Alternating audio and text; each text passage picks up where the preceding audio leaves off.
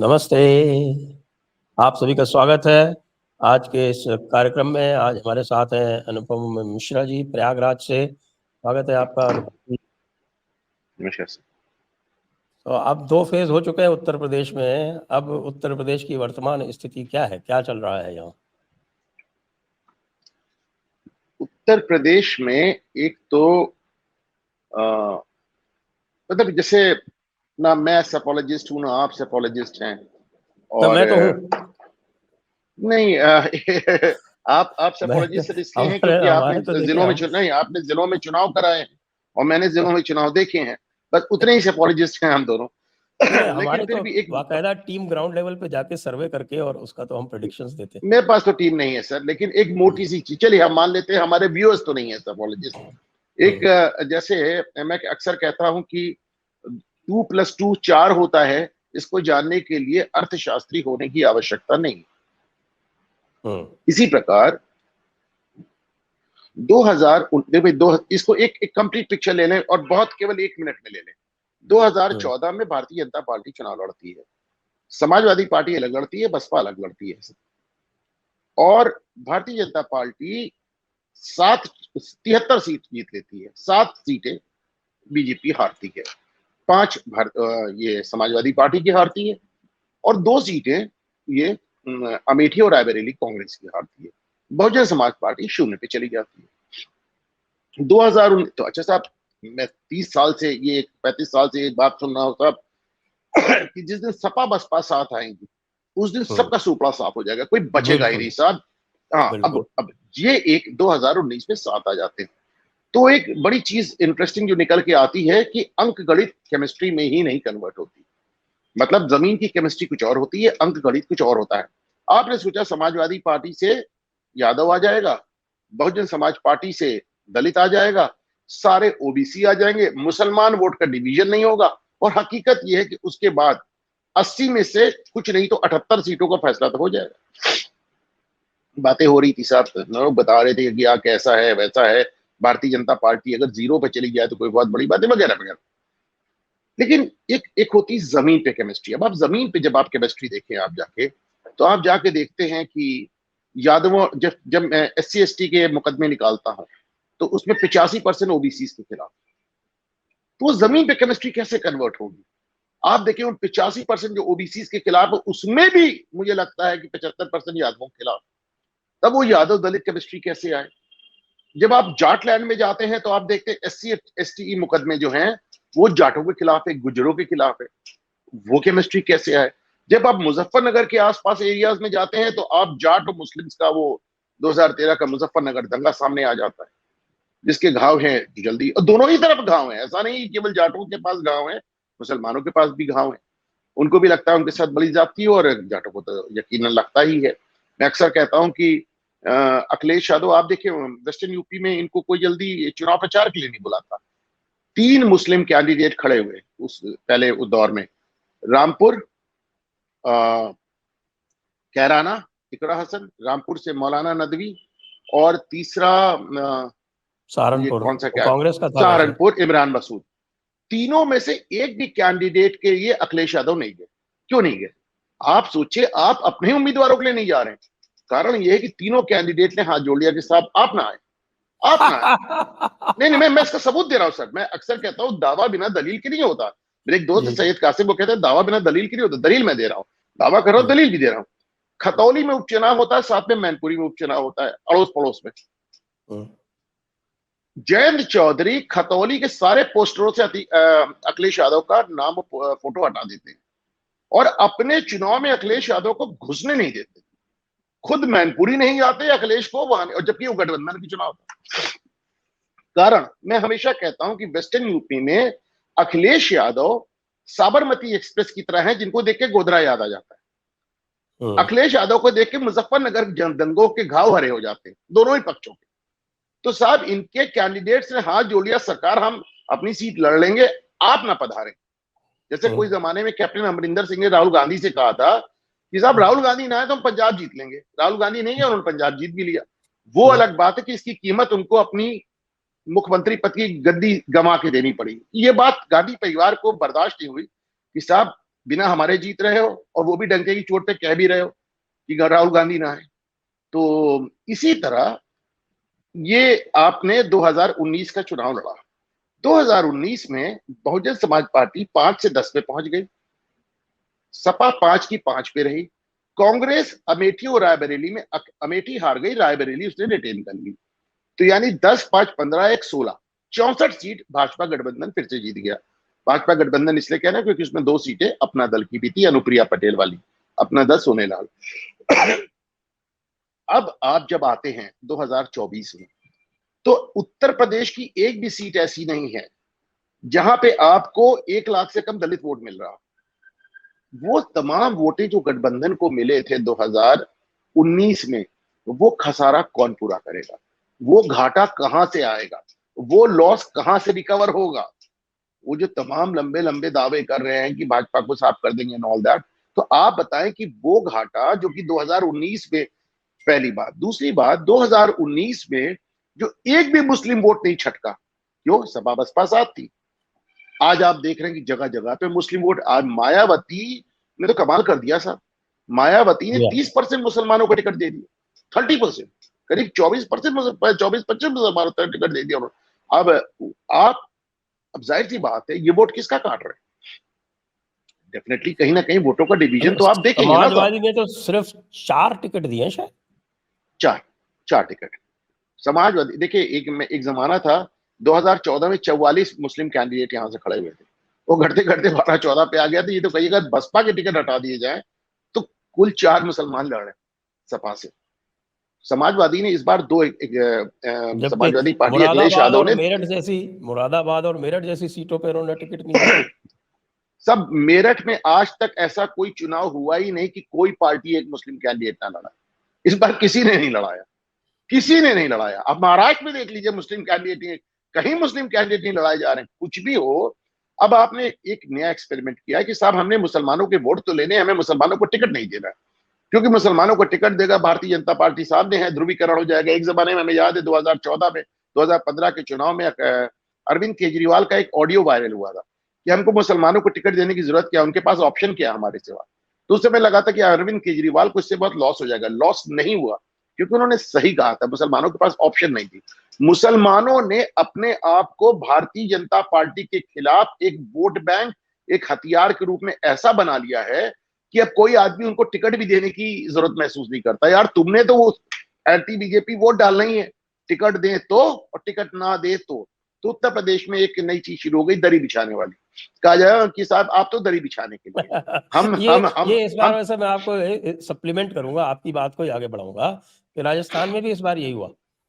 राजस्थान में परंपरा रही है कि कांग्रेस सदैव से एक मुसलमान को तो टिकट देती है, जानती है कि हारने के लिए दे रहे हैं, लेकिन एक मुसलमान का टिकट गारंटेड रहा है हमेशा राजस्थान में। इस वो बार भी वो नहीं नहीं हुआ, इस मिला। बार वो भी नहीं हुआ। महाराष्ट्र में नहीं हुआ साहब, महाराष्ट्र में नहीं हुआ। तो कुल मिला आप देखें ना, महाराष्ट्र में नहीं हुआ। वहां तो जो उनके जो कार्यकारी अध्यक्ष थे उन्होंने छोड़ दिया। उन्होंने कहा जब आपको टिकट ही नहीं देना, मुझे खाम का बैठा रखा है आपने। एक जमाने में जिन्ना ने मौलाना अबुल कलाम आजाद को शो बॉय ऑफ कांग्रेस कहा, तो अभी सब शो बॉयज ऑफ कांग्रेस रह गए ना। तो आप वहां पे शोपीस बना के बैठा दिए गए। और इसका दोष पूरी तरह मुस्लिम समाज पर जाता है, क्योंकि जब बिल्कुल। आपने एक बार कह दिया कि हमको पार्टी नहीं देखनी, हमको मुद्दा नहीं देखना, हमको आरक्षण से मतलब नहीं है, हमको स्कूल, अस्पताल, रोडवेज, सड़क से मतलब नहीं है, हमें सिर्फ भाजपा के खिलाफ वोट देना है, तो फिर वही अरविंद केजरीवाल की वो बात कि तुम जाओगे कहां। अभी वो शायद मंजूर साहब यहाँ पे पहले मंत्री हुए हैं समाजवादी पार्टी से, तो बात हो रही थी उनसे, उन्होंने कहा कि अखिलेश यादव ने मुझसे कहा मुसलमान जाएगा कहां। तो शायद मंजूर साहब ने कहा, मैंने उनसे कह दिया साहब वो तो जहन्नुम में चला जाएगा, आपके साथ नहीं जाएगा। पर शायद मंजूर साहब गलत साबित है, नहीं लेकिन वो गलत साबित है सर, इसको देखिए, हाँ, he was proved wrong. Western UP में जहां पे यादव पॉपुलेशन है ही नहीं, जहां पे दलित मुस्लिम कॉम्बिनेशन बसपा को जिता सकता था, मुसलमान आज भी साइकिल पे वोट दे रहा है, आज भी साइकिल पे बटन दबा रहा है। उनका इसका कारण है, मैं इसको हमेशा कहता हूं कि मायावती 30% नहीं 50% मुसलमानों को टिकट दे दे, मायावती को मुस्लिम वोट नहीं मिलेगा। इसका एक सिंपल सा कारण है, मायावती कुछ भी कहिए एक लॉ एंड ऑर्डर की बात करती थी। मुलायम सिंह कहते थे मुसलमानों को कट्टा रखने का हक है। मुसलमान कमजोर कौम है, अगर वो कट्टा बम रखता है तो ठीक रखता है। वो मुसलमान रेपिस्ट को कहते थे लड़के हैं गलती हो जाती है। वो इलाहाबाद आके अतीक अहमद को अपने साथ मंच पे खड़ा करके कहते हैं कि अतीक अहमद गंगा मैया जितने पवित्र हैं।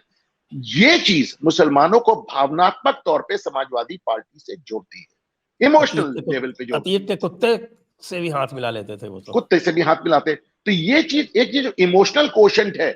मेरा दावा है कि ये मुलायम और ममता और केजरीवाल को छोड़ के कोई नहीं कर सकता। लालू यादव भी एक लिमिट के आगे नहीं कर सकते। मतलब आप देखें, आप जिस तरह की बातें कर रहे हैं, तो इसकी वजह से मायावती 30% नहीं 50% मुसलमानों को टिकट दे दे। मुसलमान वोट अभी भी समाजवादी पार्टी से जुड़ा हुआ है। जबकि आप देखिए, आप 14 हारे, 17 हारे, 19 हारे, 22 हारे, निकाय हारे, सब हार गए आप। आपने आपने मुसलमानों ने आपको 91% वोट देके आपसे सिर्फ एक तवक्को की कि साहब आप भारतीय जनता पार्टी को रोक दे। आपसे नहीं, वो एक फिल्म का डायलॉग है ना, तुमसे ना हो पाएगा, तुमसे नहीं हो पा रहा है। वो हमारे ओवैसी की एक सभा थी साहब, तो ओवैसी ने आके प्रयागराज में कहा कि भाई मुसलमानों, मुझे मालूम है कि तुम लोग यहाँ पे मुझे सुनने के लिए आए हो, वोट मुझको नहीं दोगे। वोट तुम समाजवादी पार्टी को ही दोगे, दे लो, एक चुनाव 2 चुनाव और दे लो, लेकिन एक लाइन में समझ लो कि इनसे ना हो पाएगा। जब इनसे पूरी तरह निराश होना तो मेरे पास आ जाना, फिलहाल इनसे ना हो पाएगा। तो मुसलमान कहता ठीक है, अखिलेश से ना हो पाएगा तो तुमसे भी तो ना हो पाएगा ओवैसी मियां। खाली मुसलमानों को वोट लेके तुम हमको कहां ले जाओगे, हैदराबाद थोड़ी ना है। 65% यहाँ पे 61% 62% मुस्लिम पॉपुलेशन है। कुल मिला के एक गणित जो मैं कह रहा था कि दलित वोटों का खसारा कहां से पूरा होगा, लॉस कहां से पूरा होगा, मुस्लिम वोटों का बंटवारा, उसका लॉस कौन पूरा करेगा, ये उत्तर प्रदेश के चुनाव को तय करता है। अब उत्तर प्रदेश की बड़ी सीटों को देख लें, आप जो एक चुनाव। इसी में आपसे थोड़ा सा बीच बीच में प्रश्न पूछता चलूंगा मैं आपसे। Please sir. ये जो आप बात कही कि भाई मुसलमान ने, जिसको अंग्रेजी में बोलते हैं, they have painted themselves into a corner, तो इसलिए भारतीय जनता पार्टी एंड के लिए भी दे उनको ये themselves have to strategy be बनाना ब्लेम्ड, जो है बड़ा किसी आसान और हो की गया सजा है, और नहीं। लगातार बना भी रहे हैं और जीत भी रहे हैं। इस बार जिस तरह से इन्होंने अपना ये केस, आप इनका तो केवल हमें वोट लेना है और इनसे कोई अ, हमें काम नहीं है, इनको सीट भी नहीं देनी है, इनको टिकट भी नहीं देनी है, मुरादाबाद और मेरठ जैसी सीटों पर भी इनको हमें नहीं लड़ाना है। ये सब तय करने के बाद में आपको लगता है कि थोड़ा वोट परसेंटेज मुसलमान का कम हुआ है इस बार पहले 2 फेज में? सब इस बात का आप उनको आ, जिसे कहना चाहिए क्रेडिट दें, क्रेडिट दें। मतलब जैसे जैसे चुनाव बढ़ रहा है, एक डेस्परेशन मैंने देखा उनमें। अरे यार, अब भी बीजेपी आ गई तो क्या होगा। हालांकि कुछ नहीं हुआ। 2014 में क्या हुआ, 2019 में क्या हुआ, योगी आदित्यनाथ में विधानसभा ने अखिलेश यादव को चुनौती दी कि देखे साहब, भाई लखी आप देख लें, 18% मुसलमानों को 32% 34% मकान दिए हमने, तो साहब मकान भी आपको मिले, टॉयलेट भी आपको मिले, पैसे भी आपको मिले, उज्ज्वला भी आपको मिली, हर चीज में आपको नौकरी भी, सब कुछ जगह आपको मिला। लेकिन उसके बाद भी तो आपने देखा है सोशल मीडिया पे वीडियो वायरल है, we got everything, will still not vote for BJP. नहीं, बीजेपी को वोट नहीं देंगे वाली बात भी बहुत बुरी नहीं, मत दीजिए। हमको भाजपा को हराना है, हमको भाजपा को हटाना है। तो ये जो एक इमोशनल उनका वो कनेक्ट है वो तो एंटी डॉक्टर बीजेपी। अंबेडकर ने डिस्क्राइब किया हुआ है पहले भी, और अगर आप इनकी किताबें पढ़ें तो जो बड़ी किताब और उसकी जो छोटी किताब है कुरान और हदीस पढ़ें, तो वो जो साइकोलॉजी है वो तो स्पष्ट है ना। उनके लिए ये जिंदगी मैटर नहीं करती है, जिंदगी जो है मौत के बाद शुरू होती है, और मौत के बाद अगर जन्नत जाना है तो सबसे पहले जो है वो काफिर को जब तक हराया नहीं तब तक तो फिर वो कुछ मिलेगा नहीं ना। तो इसलिए जिंदगी गाजी, की सहूलियतें आप गाजी हो, कितनी भी दे दें गाजी उससे होना कोई है, फर्क, गाजी होना उन्हें है, गाजी होना। शहीद होना अच्छा है। देखिए, वो पाकिस्तान के एक बड़े अच्छे जर्नलिस्ट हैं हसन निसार, वो अक्सर कहते हैं कि यार जिसको देखो बताता रहता है जन्नत में क्या मिलेगा। अरे एक मौलाना ये भी तो बताया दुनिया में क्या मिलेगा। आपने दुनिया को तो एकदम खारिज कर रखा है। जिसको देखो जन्नत की बात करता है, सब में दुनिया खारिज कर रखा है। बात देखिए, हाँ, अंबेडकर एक और बात वो और सारे भी कहते मौलाना हैं, जो वो है, वो सारे मौलाना जिंदगी के मजे लूटते हैं, वो फौरी तौर पे जन्नत जाने के लिए तैयार नहीं है, दूसरों को गाजी बनाने के लिए, शहीद बनाने के लिए तैयार जिंदगी के वो मजे लूटते हैं जो कानूनन अपराध है। है। जिंदगी के वो मजे लूटते हैं जो कानूनन अपराध है, लेकिन बाकियों को जन्नत भेज रहे हैं। बाकी सब जन्नत के लिए तैयार है, सब जन्नत नशी हो जाए। अब उसका मतलब छोड़ें, अब उसका क्या ही हो सकता है। अंबेडकर ने तो उसी जमाने में कह दिया था उसी जमाने में कह दिया था उन्होंने, जब उनकी वो क्रिएशन ऑफ पाकिस्तान पढ़े साहब, जिसमें वो मोपला राइट्स डिस्क्राइब करते हैं, वो कहते हैं Moplah was not a revolt, Moplah को रिवोल्ट नहीं कहना चाहिए, it was not even a दंगा, it was a Moplah genocide. वो कहते हैं, जहां वो मोपला को बड़े डिटेल में डिस्क्राइब करते हैं कि कैसे और ये मैं नहीं कह रहा हूँ, डॉक्टर भीमराव अंबेडकर ने लिखा अपनी किताब में कि गर्भवती औरतों के पेटों को काट कर उनसे बच्चों को निकाल के वहीं जिबा कर दिया, काट दिया। तो आप, ये डॉक्टर अंबेडकर ने लिखा है। अच्छा, आज की तारीख में कुछ माहौल ऐसा है कि अगर अंबेडकर साहब ने कुछ कहा है तो फिर कोई काटने वाला है नहीं, तो कुल मिला तो वो सब एक वाक्य है, आप समझ लें। तो जी हाँ, उसको जी हाँ। उस, आप अगर उस, देखें, मैंने एक मेरी बड़ी प्रसिद्ध पुस्तक है और 50,000 कॉपी बिकी है उसकी, अनब्रेकिंग इंडिया। तो उसमें जो ये इस तरह के सारे आर्गुमेंट मैंने अंबेडकर को कोट करके ही किए हैं, और ये उसकी बस वजह से वही बेस्ट है। मेरे अब मेरे आप ऊपर कोई गांधी को ब्लास्फेमी कोट का करेंगे, मुकदमा नहीं हुआ। आप गांधी को कोट करेंगे उड़ा देंगे, आप बोस को करेंगे, नेहरू को करेंगे, आप सावरकर को करेंगे, आप किसी को कोट करेंगे उड़ा देंगे। अंबेडकर को अगर आप कोट करेंगे तो सब, अंबेडकर पे आखिरी बार अगर कुछ आलोचनात्मक लिखा गया तो अरुण शौरी ने 1991-92 में वर्शिपिंग फॉल्स गॉड लिखी थी। और मैं अक्सर कहता हूं कि दलित चिंतकों ने आज तक उसका कोई रिबटल नहीं दिया, कोई जवाब नहीं दिया। It was a fascinating book, आपने देखी होगी सर, और आज तक उसका जवाब नहीं आया। बहरहाल, अब एक जो बचा हुआ चुनाव है उत्तर प्रदेश का, उसमें आज जो एक डेवलपमेंट हुआ है, कि साहब पता लग रहा है, अभी तक ऑफिशियल अनाउंसमेंट नहीं आया है, पर कैसरगंज से, जहां से बहुत ज्यादा ब्रजभूषण शरण सिंह की उम्मीदवारी को लेकर एक बहुत वो क्रिएटेड था कि साहब होगा नहीं होगा, होगा नहीं होगा, कैसरगंज से माना जा रहा है कि आज अनाउंसमेंट हो जाएगा। इसलिए भी हो जाएगा साहब कि कल नामांकन भरने की आखिरी तारीख है। अब आज से खरीदारी। लेट क्या, अब आज से लेट क्या होगा? अब अगर अमेठी का होना है, रायबरेली का होना है, कैसरगंज का होना है, तो आज ही होना है ना। अब यार परसों तो नहीं हो सकता, अब कल के बाद कुछ हो ही नहीं सकता है। ब्रिजभूषण शरण सिंह की अपनी साहब एक पर्सनालिटी है। भारतीय पार्लियामेंट में, भारतीय संसद में बहुत रेयर लोग ऐसे हुए हैं जैसा ब्रिजभूषण का प्रोफाइल। वो एक दबंग है, वो एक जैसे बाहुबली हैं, तो बाहुबली हैं और उनपे माफिया के भी आरोप हैं, लेकिन साहब वो गोंडा से भी जीत जाते हैं, वो बहराइच से भी जीत जाते हैं, वो कैसरगंज से भी 2 बार 3 बार जीत जाते हैं। वो टाडा में अंदर रहते हैं जेल में तो अपनी पत्नी को जिता देते हैं, और टाडा में उनपे गंभीर आरोप, कैसे आरोप, दाऊद इब्राहिम से गठजोड़ का आरोप, उसके बाद वो अपनी पत्नी को जिता देते हैं। वो समाजवादी पार्टी से भी जीत जाते हैं, वो भाजपा से भी जीत जाते हैं। उनका साहब एक नंदनी नगर करके है, उनके पास 250 स्कूल्स कॉलेजेस है, कई लाख लोग उनसे सीधे रोजी रोटी के हवाले से जुड़े हैं, एक नहीं 3-4 सीटों पर असर डालते हैं। तो आप उनको कैसे नजरअंदाज करेंगे? अब आप देखें, आपको सुन के आश्चर्य होगा कि कैसरगंज की सीट पूर्णतः ब्राह्मण बाहुल्य सीट है। ये उन कुछ चंद सीटों पर है जिसमें सबसे ज्यादा ब्राह्मण मतदाता है, 4 लाख से ज्यादा। लेकिन ब्रजभूषण, उसको भी, ब्रजभूषण का हर समुदाय में बहुत अच्छी पकड़ दी है। आज बसपा ने वहां से एक ब्राह्मण उम्मीदवार घोषित किया है। कहा जाता है नरेंद्र कि पांडे। साहब नरेंद्र पांडे, लेकिन नरेंद्र पांडे का वो कद नहीं है कि वो ब्राह्मण वोट बहुत काट सके। वैसे भी आप, मैं अक्सर कहता हूं कि योगी आदित्यनाथ एक क्षत्रिय मुख्यमंत्री के लिए 89% क्षत्रियों ने वोट दिया और 91% ब्राह्मणों ने वोट दिया। तो आप देखिए 91% ब्राह्मण, मैं 2022 की बात कर रहा हूँ। तो उनका अपना, इस समय जिस तरह अगर मुसलमान विपक्ष का बंद हुआ है, तो ब्राह्मण भी इस समय भाजपा के साथ है, उसको पास कोई ऑप्शन है नहीं। जो खुश है वो भी, जो नाराज है वो भी। अब ऐसे में ब्रजभूषण शरण सिंह का आज माना जा रहा है कि साहब उनके साहबजादे हैं, उनको टिकट उनको बताया जा रहा है करण भूषण शरण, और वो करण भूषण भी उन्हीं की तरह कुछ उत्तर प्रदेश कुश्ती फेडरेशन के अध्यक्ष वगैरह है। एक बात और कही जा रही थी साहब की कि राजपूत नाराजगी है, उसको हैंडल करना है। अगर ब्रिजभूषण का टिकट काट दिया गया तो कैसे दिक्कत आ सकती है? तो मैं इसमें एक बात कहता हूँ, 2 बातें, वो उसमें धनंजय सिंह से भी जोड़ के देखते हैं। इतना आसान नहीं है। देखिए, राजपूत नाराजगी का जो नैरेटिव, वो एक चलाया गया एक नैरेटिव। मैं अक्सर कहता हूँ, सर बताइए मैं गलत कह रहा हूँ। आपने कहा किसान नाराज है, किसान आंदोलन, क्या फर्क पड़ा? आपने कहा जाट नाराज है, जाट आंदोलन, क्या फर्क पड़ा? आपने श्रीकांत त्यागी के बाद कहा त्यागी नाराज है, त्यागी आंदोलन, क्या फर्क पड़ा? 2022-2019 दोनों देख लीजिए। आपने कहा विकास दुबे के बाद ब्राह्मण नाराज है, क्या फर्क पड़ा? 91% वोट। अब आप कह रहे हैं राजपूत नाराज है।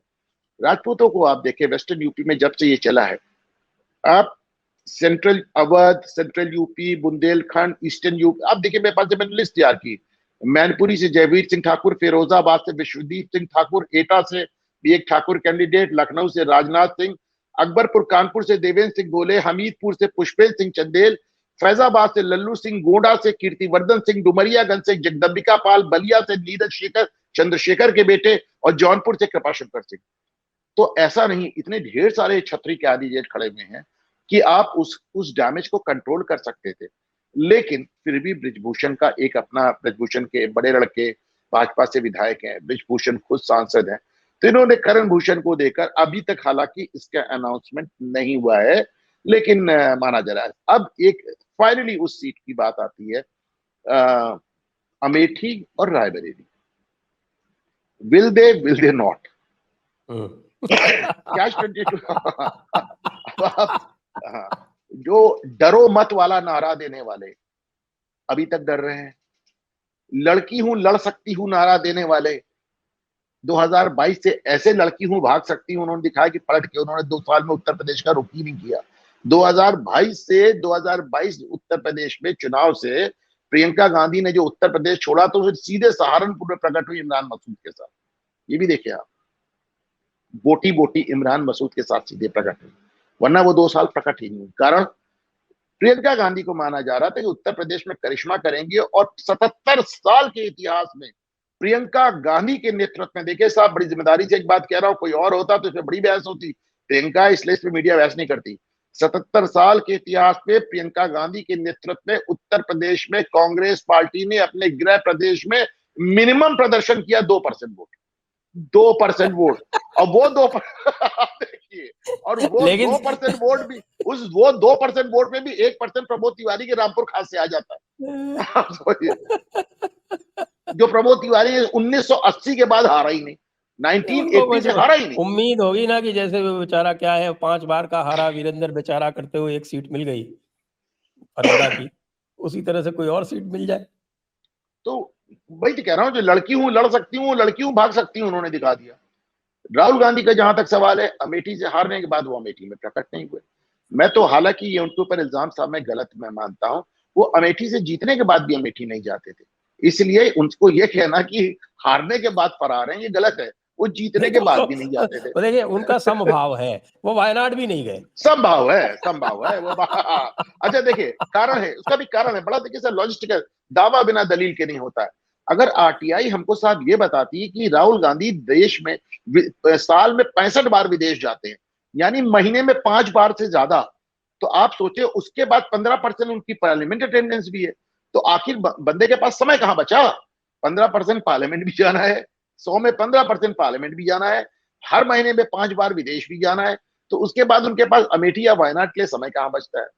दिक्कत उनके साथ क्या आ रही है? उनके लिए एक स्पेशल कॉन्स्टिट्यूएंसी थाईलैंड या बर्मा या ऐसी जगहों पे क्रिएट होनी चाहिए, वहां वो निश्चित रूप से जीतेंगे। नहीं सर, वो भी नहीं हो पाएगा, किसी एक जगह नहीं जाते हैं। He is MP at large. वो कहीं भी जाए उनका कुछ, और वो तो साहब सिक्योरिटी भी छोड़ जाते हैं, वो तो बताते भी नहीं कहाँ जा रहे हैं, वो तो कहते हैं हमें सिक्योरिटी भी नहीं चाहिए। वो सिक्योरिटी जिसके लिए मारामारी होती है भारत में, बाहर जाते हैं सिक्योरिटी छोड़ देते हैं वो, because he doesn't want to be followed. ऐसी बात नहीं है, लेकिन सरकार को तो सब पता रहता है कहाँ जा रहे हैं, वो बताती नहीं है। सरकार भी नहीं बताती है हमको कि कहाँ जा रहे हैं, देखिए वो भी बचा के रखते हैं कि जब सरकार को नहीं पता होता तो अटल बिहारी छुड़ाते कैसे उनको एयरपोर्ट पे? आप भूल गए? सरकार आपको घटना भूल गए तो अटल बिहारी छुड़ाते कैसे उनको? तो अब बहरहाल अमेठी रायबरेली का सर है, पहले हम वैसे तो पहले 2 राउंड डिस्कस कर चुके हैं, और उसमें हमारा निष्कर्ष लगभग यही आया था कि भाई अधिकांश सीटें भारतीय जनता पार्टी जीत रही है, इक्की दुक्की छोड़ के। अब जो है कुछ सीटें ऐसी हैं जहां पर MY जो है वो मैटर कर रहा है, जैसे संभल और फिरोजाबाद जो अगले राउंड में जो सीटें जानी है, प्लस मैनपुरी चौथे राउंड में, फिर कन्नौज आ जाएगी, और उसके बाद फिर 5वें राउंड में आपके पास रायबरेली अमेठी आ जाएगी। तो जरा अब जो सीट वाइज है थोड़ा सा वो भी आलोकित करें। बताएं सर, पहली सीट बताएं। संभल बताइए। संभल संभल का भाई वहां पे एक सिंपैथी वोट है, शिफ्कुर रहमान बट साहब के यहाँ निधन हुआ है और उनके नाती लड़ रहे हैं वहां से जियाउर रहमान। लेकिन संभल में क्या होगा उससे ज्यादा मजेदार ये है कि संभल से देश का नैरेटिव सेट कर रहे हैं। संभल से अखिलेश यादव की उपस्थित में मन से डिक्लेयर किया जा रहा है कि हमको शहीदों के नाम पे वोट चाहिए, और शहीदों के नाम गिनाए जा रहे हैं अतीक अहमद, मुख्तार अंसारी, मोहम्मद शहाबुद्दीन।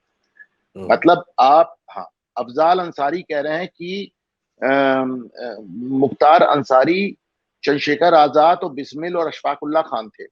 तो अब मुझे लगता है मुख्तार अंसारी के लूटपाट को काकोरी कांड घोषित किया जाना चाहिए कि साहब अगर वो क्रांतिकारी थे तो उनकी जो लूट और एक्सटॉर्शन के किस्से हैं उन्हें ऑफिशियली काकोरी कांड मान लेना चाहिए कि भाई वो एकदम क्रांतिकारी हो गए। आपने देखा अखिलेश यादव की उपस्थित में वहां से नारे इस तरह के आ रहे हैं, जियाउर रहमान वहां से इस तरह की बातें कर रहे हैं, जियाउर रहमान अलग कर रहे हैं, अखिलेश यादव की उपस्थित से अलग हो रही है, शाह ये अफजाल अंसारी अलग कर रहे हैं। आप देखिए किस तरह का माहौल बना रहे हैं, उसके बाद कहेंगे भाजपा ध्रुवीकरण करती है। वोट जिहाद का भी आह्वान हो गया।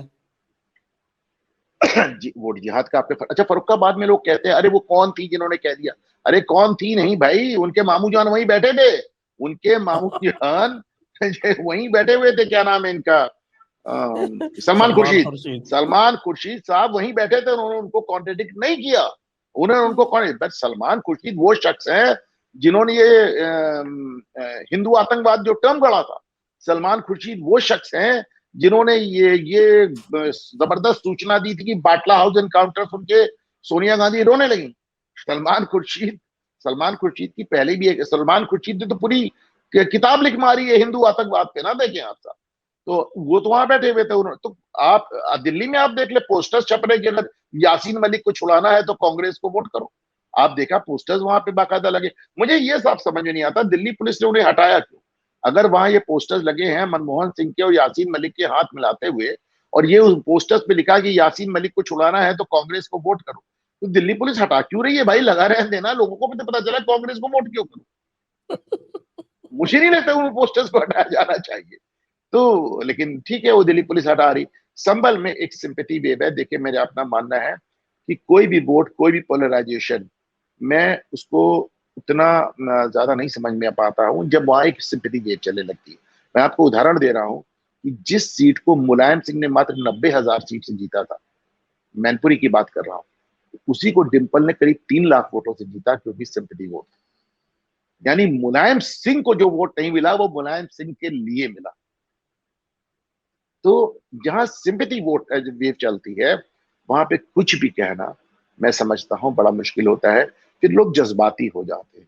अब उन जज्बातों में लोग कहां जा रहे हैं, कैसे जा रहे हैं, कहना मुश्किल है।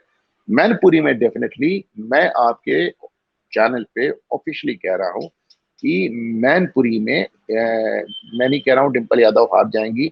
मैनपुरी इकलौता किला है जिसको भारतीय जनता पार्टी अब तक भेद नहीं पाई है।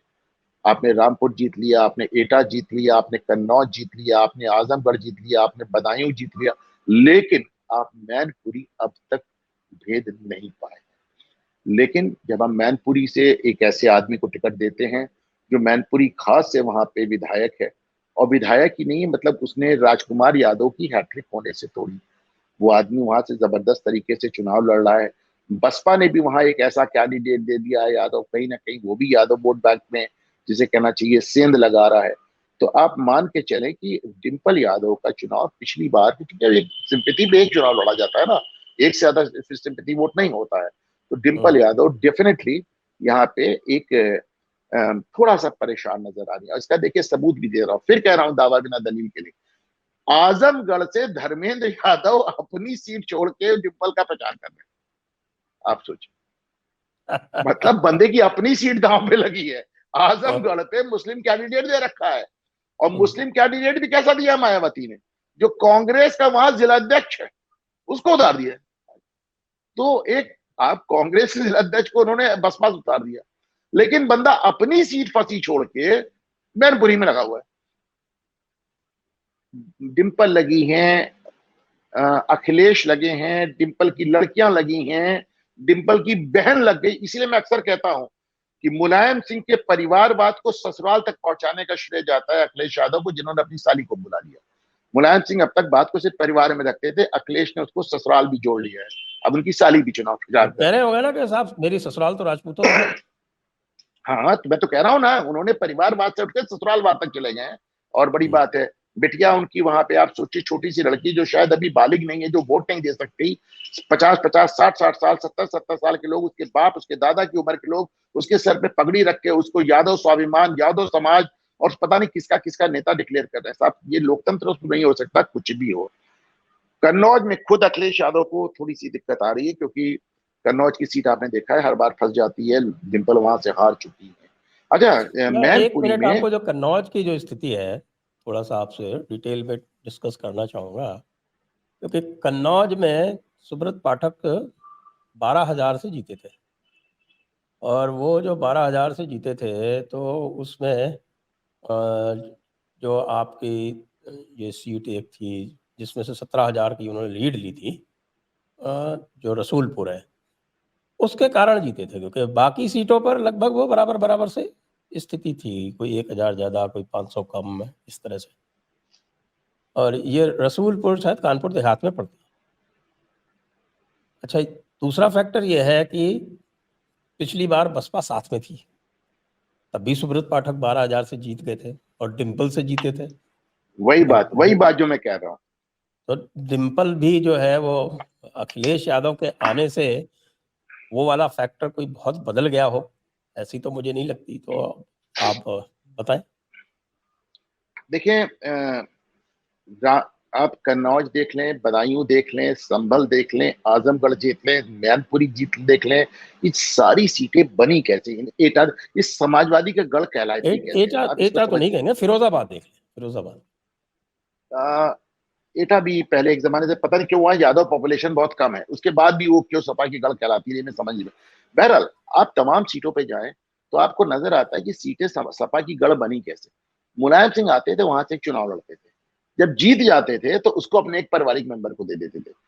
जसवंत अगर शिवपाल को दे दिया तो आजमगढ़ के किसी को दे, अखिलेश को दे दिया, बदायूं धर्मेंद्र को दे दिया, कन्नौज दे दिया अखिलेश को ऐसे करके वहां पे जाते थे, सीट बनाते थे। वो सीट जिसे बनाना कहते हैं, उसको पार्टी के नाम पे बनाते थे, परिवार के नाम पे बनाते थे, फिर परिवार के एक मेंबर को अपना बेटा भेज रहा हूं, जिता देना। कन्नौज से आपको अभी तक मुझे याद है उनका पहला डायलॉग, बेटा भेजा है, जिता देना। बेटा जीत भी गया। बहरहाल, कन्नौज में भी ब्राह्मण पॉपुलेशन भी बहुत ज्यादा है, और इस बार जो इन्होंने वहां से एक मायावती भी मुस्लिम कैंडिडेट दिया है उन्होंने, हालांकि उसका बहुत ज्यादा असर मैं नहीं देख रहा हूँ, लेकिन इसमें दो राय नहीं। अच्छा, अखिलेश के आने से एक बात है, वो ये थोड़ा जोश आता है लोगों में, थोड़ा जोश आता है। और आपको याद होगा जब डिंपल वहां से निर्विरोध जीती थी, तो मेरे पास फोटोज है, मैं आपको व्हाट्सएप कर दूं, आप दिखा सकते हैं। चल रहे हैं आजकल कन्नौज के ट्विटर चार पे खूब। हाँ, कन्नौज के चारों तरफ एक घेरा डाल दिया गया था, और एक एक गाड़ी की तलाशी ली जा रही थी कि भाजपा उम्मीदवार पहुंच तो नहीं रहा। तो आपने वहां उम्मीदवार नहीं पहुंचने दिया। और उसके बाद जब सूरत पे अखिलेश यादव कमेंट करते हैं तो मुझे हंसी आती है। अरे भाई, सूरत तो भारतीय जनता पार्टी 2 बार से 74%, 75% वोट से निकाल रही थी, वो तो उनका निकलना ही निकलना था भाई। कन्नौज की सोचो, जहां आपने आपने ऐसा खेल किया। बहरहाल, मैं मान के चलता हूं कि कन्नौज से अखिलेश अखिलेश यादव ने साहब इस बार 2 एक्सपेरिमेंट किए हैं। पहला, एक ये भी है, अखिलेश यादव क्यों कूदे लास्ट मोमेंट पे कन्नौज में? मेरा सब जेन्युइनली मानना है कि अखिलेश यादव को वहां दिक्कत आई, इस तरह दिक्कत आई कि आप वहां पे जो पहले नाम उनका डिक्लेयर हुआ था, क्या नाम है उनका, तेज प्रताप। जो तेज प्रताप का तेजू, वो लालू यादव के छोटे दामाद हैं। 2019 में जो चुनाव लड़ना चाह रहे थे, बहुत बवाल हुआ, लालू यादव का बहुत प्रेशर आया, लेकिन नहीं हो पाया। इस बार उन्होंने, तेज प्रताप ने खुल के कहा कि अगर शिवपाल का लड़का लड़ रहा है, राम गोपाल का लड़ रहा है, राम धर्मेंद्र लड़ रहे हैं, भाभी लड़ रही हैं, आप लड़ रहे हैं, मैं क्यों नहीं, मैं what is wrong with me? तो साहब उनको भेजा गया। लेकिन उनके कैंडिडेचर के 1 घंटे के अंदर आप माने कि पूरी की पूरी कन्नौज यूनिट कम से कम 50-60 गाड़ियों में भर के अखिलेश यादव के घर पहुंच गई। कहा साहब, तेज प्रताप को तो नहीं लड़ने देंगे, कारण ये है कि हम यहाँ पे मन बना चुके थे कि आप आ रहे हैं। अच्छा, मन कैसे बना? चुनाव की घोषणा होते ही डिम्पल वहां जाके प्रचार करने लगी, अपनी लड़की अदिति को लेकर प्रचार करने लगी, तो एक वहां माहौल बन गया कि भैया आ रहे हैं, भैया आ रहे हैं। तो अब एक बार आदमी का मन बन गया कि साहब यहाँ से नरेंद्र मोदी लड़ने जा रहे हैं, और फिर आप नरेंद्र मोदी को ना भेजकर वहां पे आप किसी को भेज दे, साध्वी प्राची को भेज दे, उसमें नहीं बनेगी बात ना, तो वो एक माइंडसेट बन गया। तो इतना जबरदस्त विरोध हुआ, इतना ज्यादा विरोध हुआ कि फिर अच्छा, एक बार मैं फिर कह रहा हूँ, अखिलेश यादव ने इस बार दो एक्सपेरिमेंट किए। एक, मुस्लिम कैंडिडेट्स को टिकट नहीं दिया। दूसरा, उन्होंने परिवार के बाहर एक भी यादव को टिकट नहीं दिया। 5 यादवों को टिकट मिले हैं, 5 यादवों को टिकट मिले हैं। अखिलेश यादव, डिंपल यादव, शिवपाल का लड़का, रामगोपाल का लड़का और इनका भाई धर्मेंद्र यादव। सिपाही के बाहर टिकट गया ही नहीं परिवार के बाहर। ये कमाल हो गया साहब। अब मतलब आपने कितना खतरनाक एक्सपेरिमेंट किया है। सीएसडीएस का डेटा कहता है कि 2014 और 2019 में 4 में से 1 यादवों ने लोकसभा में मोदी को वोट दिया है। या मोहन यादव आके गली गली प्रचार कर रहे हैं। ऐसे में आप परिवार के बाहर किसी को भी यादव मानने से मना कर देते हैं। तेजस्वी यादव को देख ले, पूर्णिया में जाकर कह रहे पप्पू यादव को जिताने से अच्छा भाजपा को जिता दो, एनडीए को जिता दो। तो लालू यादव को मानना है कि उनके परिवार के बाहर कोई यादव नहीं है, फिर वो पप्पू यादव ही क्यों ना हो। अखिलेश यादव का मानना है कि सपाई परिवार के बाहर कोई यादव नहीं है। तो ये इन्होंने एक बड़ा रिस्क लिया है। देखना होगा कि इसका क्या असर आएगा। कन्नौज, मैनपुरी के अलावा बाकी जगह आपको फिरोजाबाद की भी बात कर लें थोड़ी। फिरोजाबाद पे आ रहा हूं सर, एक चीज बता दूं। मैनपुरी में जो सबसे बड़ी लीड जो दे रहे थे जसवंत नगर से शिवपाल यादव दे रहे थे। शिवपाल यादव, आप, मैं बड़े दावे से कह रहा हूं साहब, पूरा गूगल कर डालिए, देख लीजिए। शिवपाल को चाचा वो सिर्फ मैन जसवंत नगर में कहते हैं अखिलेश, वरना कहीं उनके जबान पे शिवपाल या चाचा वर्ड ही नहीं आता। वो फिर से चाचा की बात कर रहे हैं जब, क्योंकि जसवंत नगर में सभा हो रही है। उन्हें मालूम है जसवंत नगर में डिंपल यादव को शिवपाल यादव की जरूरत है, वहां पे उनकी शिवपाल की पकड़ है। बाकी जगह वो शिवपाल से इतना डिस्टेंस मेंटेन करके चलते हैं कि शिवपाल यादव को अपने लड़के को टिकट दिलाने के लिए जिला यूनिट से प्रस्ताव पारित करा के भेजना पड़ता है। बाकी जगह वो शिवपाल यादव के फोन तक नहीं देते। जब वो जसवंत नगर पहुंचते हैं, चाचा जिंदाबाद, चाचा जिंदाबाद। और इसी में शिवपाल यादव कहीं ना कहीं इतना डिस्टर्ब हुए कि जसवंत नगर में कल उन्होंने भाजपा को भारी बहुमत से जिताने की अपील कर डाली। आपने देखा होगा वो वीडियो। यह एक्सीडेंटल है अधीर रंजन की तरह या क्या? या कह लीजिए फ्राइडियन स्लिप है सर। तो मतलब आप इसको मतलब कहीं ना कहीं वो डिस्टर्ब तो इतने हैं। अधीर रंजन ने तो जानबूझकर कहा, तेजस्वी यादव ने जानबूझकर कहा और बड़े दावे से कहा, बड़ा क्लियरली कहा। शिवपाल यादव मुझे लगता है इतना फ्रस्ट्रेट हो गए कि उनके मुंह से निकल गया। हाँ, जहां तक आते हैं फिरोजाबाद की सीट, तो मैं साहब बहुत ईमानदारी से मानता हूं कि फिरोजाबाद की सीट भारतीय जनता पार्टी ने राम गोपाल यादव को पुरस्कार स्वरूप दी। वहां पे जिस तरह कैंडिडेट आया है वो लिटरली वॉकओवर कहलाता है।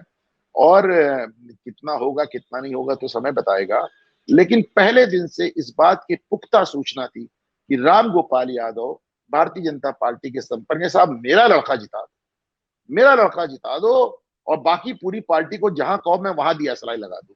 तो इसीलिए मैंने इसको साहब ट्वीट भी किया था कि समाजवादी पार्टी में जब टिकट बदले जा रहे थे तेजी से, तो मैंने ट्वीट किया था कि सपा में केवल एक टिकट तय है पक्का, फिरोजाबाद का।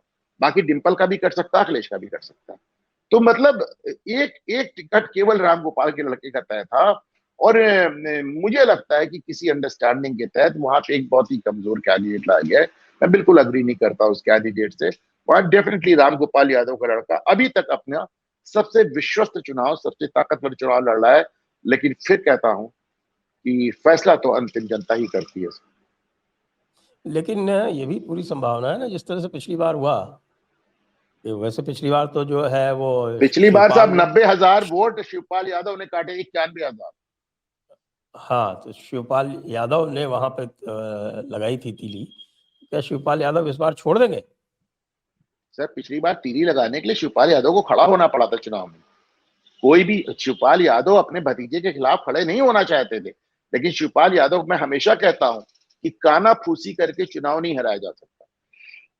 जब आप कोई एक इतना बड़ा काम कर रहे हैं कि आप अपने ही भतीजे को हराने जा रहे हैं, तो फिर आपको डंके की चोट पे हराना पड़ेगा धीरे। वो साहब यहाँ पे पूर्वांचल में कहावत है कि ऊंट की चोरी न्यूरे न्यूरे नहीं होती। जब आप ऊंट चुराने जाते हैं तो झुक झुक के नहीं जाते हैं, फिर आप दमंगई से जाते हैं। तो जब आप राम गोपाल यादव के लड़के को हराने निकले हैं, तो फिर आपको खुद खड़ा होना पड़ा। अगर शिवपाल यादव को लगता कि उनके खड़े हुए बगैर रामगोपाल का लड़का हार जाएगा तो शिवपाल खुद ही खड़े होते साहब, क्योंकि उन्हें मालूम था मैं भी खड़ा होऊंगा तो वोट कटवा ही कहलाऊंगा और चुनाव हारूंगा, और हारे भी हूं। तो जो पिछली बार जो इन्होंने कैंडिडेट दिया था चंद्रसेन जादौन, तो उसको क्यों चेंज किया? वैसे तो केवल 28,000 से जीते थे, ये बहुत अधिक मार्जिन नहीं था। अच्छा साहब, अगर इतनी अच्छी फाइट जादौन ने दी, उसके बाद आप उनको बदल के एक गुमनाम सा कैंडिडेट ला रहे हैं जिसकी कोई इलेक्टोरल हिस्ट्री नहीं है, तो मैं कह तो रहा हूं ना कि पुरस्कार स्वरूप मिला है उनको अपने पूरे पार्टी में दिया सलाई लगाने का पुरस्कार है उनको। मैं बार बार कहता हूं सर, एक बात मुझे और कह लेनी थी, मैं बार बार कहता हूं अखिलेश यादव को कोई फर्क नहीं पड़ता भाजपा 80 में 80 सीट जीत जाए, इन्हें इनफैक्ट उन्हें फायदा होता है। उनकी सारी प्राथमिकता इस बात की कि बसपा ना खड़ी होने पाए। 2022 में जिस तरह उन्होंने बहुजन समाज पार्टी को सिर्फ एक विधायक में धकेल दिया, उनकी सारी प्राथमिकता यह है कि 2027 तक यही स्थिति कायम रहे और विपक्ष के नाम पे सिर्फ समाजवादी पार्टी हो, ना कांग्रेस हो, ना बीएसपी हो। मैंने हमेशा माना कि जितनी क्षेत्रीय पार्टी है, डीएमके से लेके लालू यादव तक और ममता बनर्जी से लेके अखिलेश यादव तक, इनका केंद्रीय चुनाव से कुछ लेना, इनको 2-4 सांसद चाहिए होते हैं जो संसद में हल्ला मचा सके। बाकी इनकी फर्स्ट प्रायोरिटी अपनी राज्य में सरकार बनाना, मुख्यमंत्री बनना और उसके बाद अपने हिसाब से अनाप शनाप सरकार चलाना। इसलिए उनकी फर्स्ट प्रायोरिटी है कि साहब कोई तरह बसपा ना खड़ी होने पाए 2027 तक। शायद उनको मौका लग जाए। दूसरी बात, जब केंद्र में नरेंद्र मोदी की सरकार बनती है तो अखिलेश यादव, लालू यादव, ममता, इन लोग को फायदा ही होता है ना साहब। उन्हीं का टिकट, उन्हीं का डर दिखा के तो ये मुसलमानों को फिर से अपने घेरे में लेते हैं। जी, तो चलिए अब चलते हैं हम पीस द रेजिस्टेंस। पूरे उत्तर प्रदेश का जो सबसे आनंददायक चुनाव होगा वो संभवतः अमेठी और रायबरेली में होगा। तो अब एक सिनारियो ले लेते हैं कि अमेठी में लड़ेंगे राहुल गांधी। पिछली बार राहुल गांधी जो थे तिलोई में 15,000 वोट से पीछे थे, जगदीशपुर में 17,000 से और गौरीगंज में 20,000 से।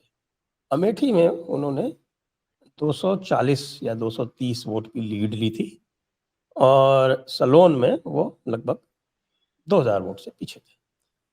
तो पिछली बार ही वो 4 कॉन्स्टिट्यूंसी तो हार चुके और जो मेरी रिपोर्ट है कि इस बार स्मृति ईरानी ने अमेठी पे बहुत मेहनत की है और महाराजी प्रजापति आ गई हैं, उधर आपके जो राकेश प्रताप सिंह है वो भी आ गए हैं। तो यदि राहुल गांधी लड़ते भी हैं, क्या स्थिति बनेगी? देखिए सर, अगर विधायकों के लिहाज से जैसे आप कह रहे हैं तो आप देखिए तिलोई से मंकेश्वर सिंह, सलोन से अशोक कोरी, जगदीशपुर से सुरेश पासी, गौरीगंज से राकेश प्रताप सिंह और एक लेदे के बाहर थी महाराजी। तो अब महाराजी जो उनकी गायत्री की पत्नी है वो भी पलट गई है, तो यानी 5 की 5 सीटों पे भाजपा का कब्जा है। राहुल गांधी हार चुके हैं 50,000 वोट से, पलट के वो वहां पे गए नहीं। एक भी बात उनके फेवर में नहीं, सिवा एक के, सिर्फ एक बात उनके फेवर में जाती है कि साहब गांधी परिवार का नाम है और गांधी परिवार की सीट है। ये वो सीट है जिससे संजय गांधी हारे हैं, जिससे खड़ाऊ पॉलिटिशियन सतीश शर्मा हारे हैं, जिससे राहुल गांधी हारे हैं। इसके मुकाबले वहीं आप रायबरेली जाए तो it is a much more safer seat. आज भी वहां 5 में से 3 विधानसभा पे समाजवादी पार्टी का कब्जा है, बल्कि था तो 4 सही पूछे तो। लेकिन रायबरेली से क्या अदिति सिंह अकेली थी? अदिति सिंह वो अखिलेश सिंह की डॉटर है। अखिलेश सिंह वहां से 5 बार मनोज विधायक रहे मनोज कांग्रेस पांडे से। भी तो मनोज पांडे क्रॉस ओवर कर गए हैं ऊंचाहार से। हम्म, तो अब ये 3-2 का 1 हो गया है। दूसरी बात, मनोज पांडे वहां पे एक इतने पॉपुलर, मैंने व्यक्तिगत रूप से जानता हूँ साहब, इतने पॉपुलर हैं कि वो मोदी गेद में भी अपनी सीट बचाए रखते हैं। लगातार उन्होंने अपनी सीट बचाए रखी, वो हारे ही। तो उन्होंने तो स्वामी प्रसाद मौर्य को हरा के वहां से दाखिल दफ्तर कर दिया, तो उनके लड़के को हरा दिया। तो मेरा मानना है अपना कि वहां, अच्छा, रायबरेली एक ऐसी सीट है साहब जो आजादी से लेके आज तक एक बार भी कांग्रेस नहीं हारी, नॉट इवन वंस। तो पहली 2 बार तो साहब वहां फिरोज गांधी ही वहां से सांसद रहे हैं। हालांकि जब ये फिरोज गांधी के नाम पे चिट्ठी लिखती हैं सोनिया गांधी, तो मुझे हंसी थोड़ी इसलिए आती कि प्रयागराज में जहां साहब मैं बैठा हूँ, यहाँ से 1 किलोमीटर दूर फिरोज गांधी की कब्र है, जिसपे आज तक ना राहुल आए, ना प्रियंका आए, ना सोनिया आई। इंदिरा जी एक बार बहुत पहले आए थे, राजीव गांधी एक बार भी नहीं आए, संजय गांधी एक बार भी नहीं आए। ऑन द कॉन्ट्ररी कभी कभी उस पर कोई आता है तो मेनका गांधी आती है, यहाँ से 1 किलोमीटर दूर उनकी कब्र है। एक पारसियों का कब्रिस्तान है। तो लेकिन फिरोज गांधी के नाम पे बात हो रही है। चाहे हमने कहा चलिए इसी बहाने पहली बार कांग्रेस ने फिरोज गांधी का तो नाम लिया, कहा साहब मेरी ससुराल है वगैरह वगैरह, लेकिन वो सीट अभी भी इनके सुरक्षित। देखिए साहब, 3 सिनेरियो बनते हैं। पहला सिनेरियो, अमेठी से राहुल गांधी लड़ जाए और प्रियंका लड़ जाए रायबरेली से। इसमें भी दो तीन सिनेरियो बनते हैं। फर्ज कीजिए प्रियंका जीत गई और अमेठी जैसा का रिस्की है, राहुल हार गए, तो फिर स्थिति क्या बनेगी आप समझिए। मतलब परिवार का झगड़ा जो है वो ज्यादा अच्छा इंपॉर्टेंट है नहीं, इसमें। परिवार का झगड़ा सब बाहर नहीं आता ना, लेकिन बड़ा मजे आपको बता रहा हूं। मैं तो उत्तर प्रदेश में देख रहा हूं, भाई बहन लड़े ना लड़े, लेकिन एक टीम प्रियंका और एक टीम राहुल, इतना जबरदस्त झगड़ा चल रहा है कि खास तौर से जब से अविनाश पांडे उत्तर प्रदेश कांग्रेस के प्रभारी हुए हैं, प्रियंका गांधी ने तो बात ही करनी बंद कर दी। अखिलेश यादव जमाने से कह रहे हैं कि साहब हम डिंपल यानी अखिलेश, डिंपल, राहुल और प्रियंका मिलकर एक रोड शो कर ले, लेकिन प्रियंका तैयार नहीं होती। प्रियंका जिस रोड शो में जाती है इमरान मसूद के, उसमें राहुल और अखिलेश नहीं आते। आप देखें इसको, राहुल और अखिलेश जो अमरोहा में जाते हैं वहां प्रियंका नहीं आती। देखिए साहब, सामने साफ नजर आ रहा है, इसमें कहीं कोई लुकी छिपी बात नहीं है। ऐसे में अगर प्रियंका जीत गई और राहुल हार गए, तो सोनिया गांधी की एक ही ख्वाहिश बची है कि भाई बेटे को बाप की विरासत मिल जाए, वो गड़बड़ा जाती है। दूसरी आप सोचे, फर्ज करें राहुल और प्रियंका दोनों जीत जाते हैं, राहुल अमेठी से जीत जाते हैं, प्रियंका रायबरेली से जीत जाती हैं। ऐसे में प्रियंका एक चुनौती के रूप में तो उनको पहले पैदा ही हो गई ना। राहुल 50 से ज्यादा चुनाव हार के बैठे हैं। राहुल गांधी से जब भी कोई सवाल किया जाता तो वो कहते हैं साहब मल्लिकार्जुन खड़गे से पूछे, मेरे मैं तो अध्यक्ष हुए हैं। लेकिन जब राहुल गांधी से यह सवाल किया गया कि साहब वरुण गांधी कांग्रेस में आने की बात कहते नहीं, वरुण गांधी को नहीं ले सकते कांग्रेस, उन्होंने वही फैसला सुना दिया। क्यों? 50 चुनाव हार के आप बैठे हो, सामने एक और गांधी आ जाएगा, राजीव गांधी के लड़के के मुकाबले संजय गांधी का लड़का आ जाएगा, अनदर गांधी, वो भी जीता हुआ सांसद, तो आपको तो दिक्कत हो जाएगी। तो कुल मिलाकर वो भी इनके लिए स्थितियां खराब है। तीसरी स्थिति ये बनती है दोनों भाई बहन हार जाए, वो स्थिति तो खराब हो ही जाएगी। एक आखिरी बात मैं इसमें ये जोड़ना जरूर चाहूंगा, नरेंद्र मोदी और भारतीय जनता पार्टी को उत्तर प्रदेश में अच्छा, बहुत बड़ी राहुल दिक्कत आ गांधी रही है। रायबरेली चले जाए तो वो एक हाँ, उस पे भी आ जाते हैं। एक बहुत ज्यादा ये बात कही जा रही है कि राहुल गांधी अमेठी की जगह रायबरेली से लड़ जाए और प्रियंका गांधी जाके अमेठी लड़ जाए। ये भी दो पॉसिबिलिटी है। पहली ये कि राहुल रायबरेली से, अमेठी से प्रियंका। दूसरी ये कि राहुल रायबरेली से और अमेठी में कोई खड़ा हो पॉलिटिशियन भेज दिया जाए, प्रियंका को ना भेजा जाए। प्रियंका अगर आज तक कोई चुनाव नहीं लड़ पा रही तो इसका सिंपल कारण यह है कि सोनिया गांधी को इसका डर है कि साहब प्रियंका गांधी एटलीस्ट संवाद बेहतर करती है, राहुल गांधी बोल नहीं पाते, वो उनपे लीड ले लेंगी परिवार के अंदर और पार्टी उनकी तरफ जुड़ जाएगी। बहरहाल फर्ज करें कि राहुल गांधी रायबरेली से लड़ते हैं और जीत भी जाते हैं, प्रियंका गांधी वहां जाती है, उनको माना जा रहा है कि साहब महिला है वो स्मृति ईरानी को बेहतर टक्कर दे देगी। पहली बात मुझे लगता नहीं। दूसरी बात, राहुल गांधी अगर रायबरेली से लड़ते हैं तो उनको इस बात का जवाब देना पड़ेगा कि पड़ोस वाली सीट छोड़ के जो वहां से तुम जिंदगी भर लड़ते रहे, वहां से तुम भाग के यहां से क्यों लड़ रहे हो, और इस बात का जवाब उनको रायबरेली में भी देना पड़ेगा और इस बात का जवाब उनको अमेठी में भी देना पड़ेगा कि साहब भाई ये तो मतलब इलाहाबाद में मतलब 2 सीटें हैं, फूलपुर और इलाहाबाद संसदीय क्षेत्र, अब तुम एक क्षेत्र से भाग के फूलपुर चला, फूलपुर से भाग के, तो एक जवाब देना पड़ता है। सर क्यों भागे आप वायनाड भाग गए, वहां से कोई आपसे इतनी दूर जाके जवाब नहीं मांगेगा ना, कोई केरल जाके आपसे जवाब नहीं मांग रहा है, लेकिन वही चुनाव प्रचार करोगे तुम्हें जवाब देना पड़ेगा इस बात का। एक आखिरी बात साहब, नरेंद्र मोदी और भारतीय जनता पार्टी, प्रधानमंत्री नरेंद्र मोदी और भाजपा को एक दिक्कत आ रही है उत्तर प्रदेश में कि अग्रेसिव जो आपका एक निशाने पे किसी को लेने वाला होना चाहिए, आपको निशाना नहीं मिल रहा है। कारण 10 साल से केंद्र में आपकी सरकार है, 7 साल से राज्य में आपकी सरकार है। अखिलेश यादव को आप क्या निशाने पे लेंगे, बंदा 7 साल पहले हार के बाहर हो गया। मायावती को आप क्या निशाने पे लेंगे, 12 साल से हार के बाहर है। राहुल गांधी और प्रियंका गांधी और सोनिया गांधी क्या निशाना है, पूरा परिवार फरार है उत्तर प्रदेश। आप निशाने पे किसको लें? ऐसे में अगर राहुल गांधी और प्रियंका गांधी उत्तर प्रदेश आ जाते हैं तो आप यकीन माने कि बचे हुआ पूरा चुनाव बहुत इंटरेस्टिंग हो जाएगा। नरेंद्र मोदी वो will be on a roller coaster, आप उसको मतलब he will be literally spitting fire, मतलब वो उनके पास इतना जबरदस्त एक मौका मिल जाएगा। और आपको मैं फिर कह रहा हूं, दावा बिना दलील के लिए, तो मैं आपको एग्जाम्पल दे रहा हूं, जिस दिन ये खबर हुई कि राहुल और प्रियंका आ रहे हैं उसी दिन, और मैं दावे से कह सकता हूं ये भाजपा की आईटी सेल की शरारत है, जिस दिन ये खबर आई उसी दिन एक पैरेलल खबर चली कि साहब राहुल और प्रियंका राम मंदिर जा रहे हैं दर्शन करने। अब जाए तो दिक्कत, ना जाए तो दिक्कत। द्रौपदी मुर्मू और चली गई। तरफ भी मनमोहर चलेगी, तो जाए तो दिक्कत, ना जाए तो दिक्कत। तो ये अगर ये दोनों आ जाते हैं, यकीन माने भाजपा ने सब जगह डिक्लेयर कर दिया है, बस कैसरगंज रह गया, आवाज हो जाएगा। और मैं कहता आज इनको अमेठी भी करना ही पे, they are just waiting for कि भाई देखे वहां से क्या हो पाता है। पहली बात तो ये समझ में आ गया कि डरना मत अच्छा, कहने वाले इनके साहब साथ बहुत ये डर भी रहे है, हैं। अगर नहीं जाएंगे तो भी निशाने पे रहेंगे। मैंने कहा था सब कैच 22 सिचुएशन है, गए तो दिक्कत, नहीं गए तो दिक्कत। जिस सीट पे गए उससे दिक्कत, सीट बदल के गए तो दिक्कत। और सबसे बड़ी बात, अगर चले गए तो फिर तो साहब समझिए कि भाजपा और नरेंद्र मोदी की बाँछें खिल जाएंगी। युवराज, कामराज, पता नहीं क्या क्या बातें होने शहजादे। लगेंगी। और शहजादे। और फिर जैसा मैंने कहा, राम मंदिर गए तो दिक्कत, नहीं गए तो दिक्कत। और फिर वो फोटोग्राफ चलने लगेगी कि देखिए साहब, बाबर की कब्र पे नेहरू गई, इंदिरा गई, राजीव गए, राहुल गए, राम मंदिर नहीं गए। तो अब आप फिर से, मैं कहा ना, गए तो दिक्कत, नहीं गए तो दिक्कत। इतनी बड़ी अफवाह फैला दी साहब कि मीडिया वाले राम मंदिर में कैमरा लेके पहुंच गए और राम मंदिर के मुख्य पुजारी जी पूछने लगे कि सुना है राहुल गांधी आ रहे, सुना प्रियंका गांधी आ रही। तो आप सोचिए कितनी जबरदस्त एक अफवाह। अब अच्छा, उन लोगों से पूछा जाता है कि सुना है कि राहुल और प्रियंका जा रहे हैं राम मंदिर। अब वो ये भी नहीं कह सकते कि जा रहे हैं, वो ये भी नहीं कह सकते नहीं जा रहे हैं। तो आप समझिए ना, राहुल गांधी का जो सबसे कम क्रिटिसिज्म होगा वो इस बात पे होगा कि वो यूपी नहीं लौटे। मेरे ख्याल से सबसे अच्छा उन्हें यही करना चाहिए, दूर रहना चाहिए। आ गए तो फिर बचा हुआ चुनाव एक अलग लेवल पे लड़ा जाएगा, आप समझ ले साहब। और वो जो थोड़ा बहुत बात हो रही है कि साहब वोटिंग परसेंटेज डाउन हो रहा है, वो आसमान फाड़ देगा। चलिए, आज की चर्चा को अब यहीं पर विराम देते हैं।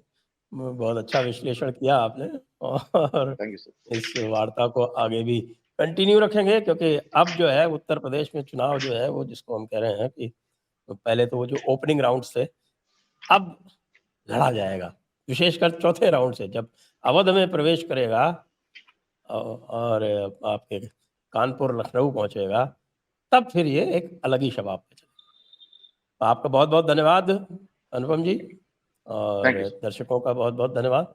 जय हिंद, जय भारत, वंदे मातरम। धन्यवाद।